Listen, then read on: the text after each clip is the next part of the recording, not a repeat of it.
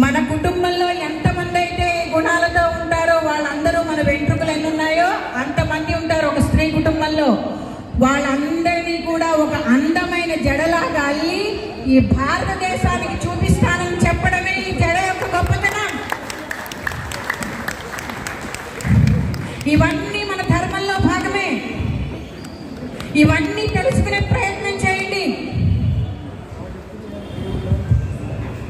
ముఖ్యంగా అమ్మ మాతృమూర్తులు జాగృతం అవ్వండి. ఒక్కసారి చిన్న గీతతో నేను ముగిస్తాను. జన జాగృత నవ భారత మహోదయం ఈ కనులతోనే కాంచుదా, ఒకసారి జీవితమున సాధించుదా. ప్రతి హృదిలో దేశభక్తి మోసులెత్త నర నరాన నవ చేతన వెళ్ళి విరియా. సమతా భావన పెంచి ప్రతి హృదిలో శక్తి నింపి జాతిని సేవించుదా. మన భారతిని పూజించుదా. జన జాగృత నవ భారత మహోదయం ఈ కనులతోనే కాంచుదా. ఈ జీవితమున సాధించుదా.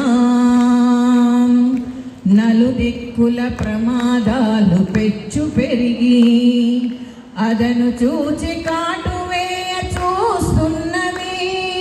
జనతను జాగృత పరచి ఎడలో శక్తి నింపి జాతిని సేవించుదా.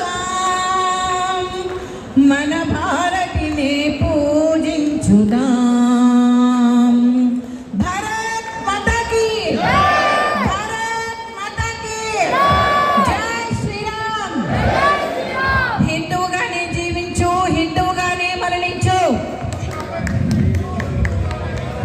ముందు నువ్వు హిందువునని గుర్తించు, నీ పక్కింట్లో హిందువులు ఉన్నారని కూడా గుర్తించు. లేకపోతే తెల్లారేసరికి వాడు ఆ గొర్రెల మందలో చేరతాడు. వాడు ఆ గొర్రెల మందలో చేరకుండా ఉండాలి అంటే నీ దగ్గర హిందూ ధర్మం సనాతన ధర్మం గురించి చాలా చాలా తెలుసుకోవాల్సిన విషయాలు ఉన్నాయి.